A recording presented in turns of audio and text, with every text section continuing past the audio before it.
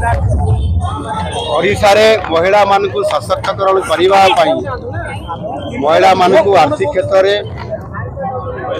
अधिक सशक्त करिवा पई जो सुभद्रा योजना कार्यकारी हेबा पई जाउ अछि आगामी सेप्टेम्बर मास 17 तारिख रे आउ सेथि पई आज एक गणेश चतुर्थी शुभ अवसर रे सुभद्रा रथ आज तार शुभारंभ करा जाउछि। प्रथमे भुवनेश्वर रे राजधानी रे एवं तापर सारा जिले रे एबे ये शुभारंभ कार्यक्रम आरंभ होगा पई जाउछि।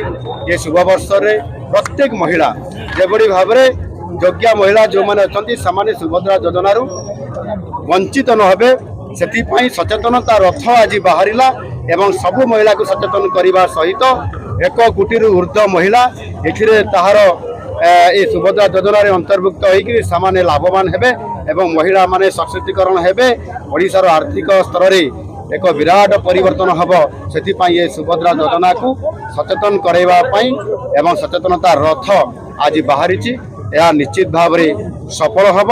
आसंता 17 तारिख रे प्रधानमंत्री जी जो शुभारंभ कार्यक्रम अच्छी ताहा सफल करने आज ये सचेतनता कार्यक्रम प्रथम सोपान सुभद्रा योजना रथ को आज शुभारंभ करागला।